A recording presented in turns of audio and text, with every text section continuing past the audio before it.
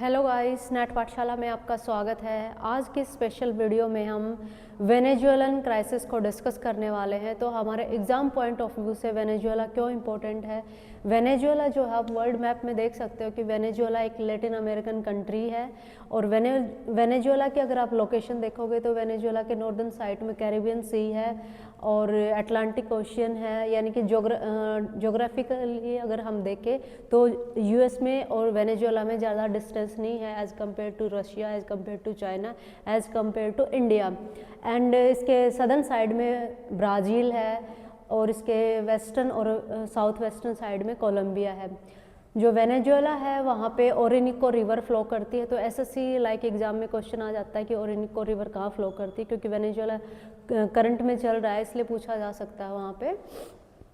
और ओरिनिको जो रिवर है वो एनुलर ड्रेनेज पैटर्न फॉर्म करती है, एनुलर, ठीक है, ये सर्कुलर टाइप में ड्रेनेज पैटर्न होता है। साउथ अमेरिका की जो लार्जेस्ट लेक है, लेक माराकाइबो, वो भी इसमें है, वेनेजुएला में है। ये तो हुआ वेनेजुएला का ज्योग्राफिकल लोकेशन, उसका ज्योग्राफिकल इंफॉर्मेशन बेसिक। उसके बाद हम बात करते हैं कि वेनेजुएला क्यों इम्पोर्टेंट है इकोनॉमिक पॉइंट ऑफ व्यू से। तो almost 303 billion barrel oil reserve हैं अमेरिका इसमें वेनेजुएला में, जो सऊदी अरबिया से भी ज़्यादा है। लेकिन यहाँ पे जो ऑयल का जो प्रोडक्शन हो रहा है वेनेजुएला में वो इनसिग्निफिकेंट है। अप्रोक्सीमेटली 0.8% जो टोटल रिजर्व है उसका डेली बेसिस पे प्रोडक्शन कर रहा है। लो प्रोडक्शन का कारण क्या है, इसके स्ट्रेटेजिक रीजन्स है।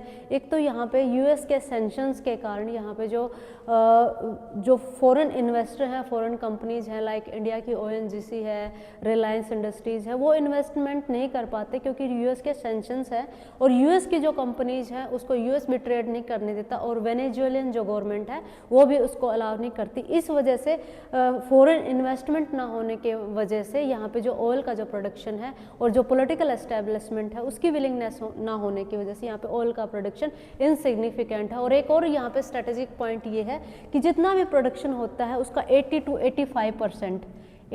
85% जो प्रोडक्शन है वो किसको जा रहा है, चाइना को।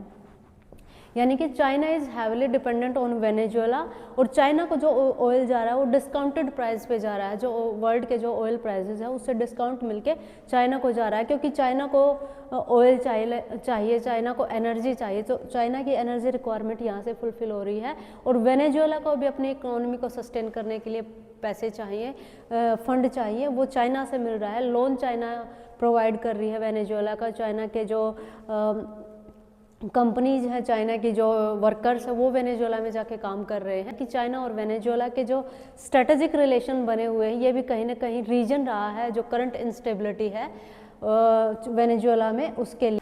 जो करंट जो जियोपॉलिटिकल क्राइसिस है उसका ओरिजिन ट्रेस किया जा सकता है जुलाई 2024 के जो इलेक्शन थे वहाँ से, क्योंकि उन इलेक्शंस को अनफेयर डिक्लेयर किया गया था।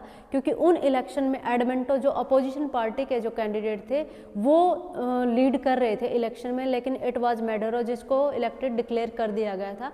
तो कहीं ना कहीं जो अपोजिशन पार्टीज थी जिनकी जो पोलिटिकल आइडियोलॉजी है वो यूएस के साथ ज़्यादा मैच करती है, ट्रम्प के साथ ज़्यादा मैच करती है, और जो जनता है, जो आम जनता है, वो भी कहीं ना कहीं मेडरो का जो रिजिम है उससे अनसेटिस्फाइड है। क्योंकि वेनेजुएलन जो इकोनॉमी है वो एक बुरी हालत से गुजर रही है, क्योंकि वो हैवीली डिपेंडेंट है किस पर, ऑयल एक्सपोर्ट पर। और ऑयल एक्सपोर्ट पर सेंक्शन लगा रखे हैं किसने, यूएस ने। चाइना का जो ऑयल जाता है वो डिस्काउंटेड प्राइस पे जाता है। तो इस वजह से भी जो वेनेजुएलन इकोनॉमी है वहाँ पे इन्फ्लेशन बहुत ज़्यादा हाई है, वहाँ पे अनएम्प्लॉयमेंट है, लोगों को रोज़गार नहीं मिल रहा है, चाइनीज़ वर्कर्स वहाँ पे इतने ज़्यादा आ गए हैं। तो कहीं ना कहीं ये बहुत सारे रीजन्स है कि जो लोग हैं, जो जनता है, आम जनता है, वो भी, उनका भी ट्रस्ट डेफिसिट है मेडरो के प्रति। वो भी नहीं चाहते कि ये बंदा कंटिन्यू रखे।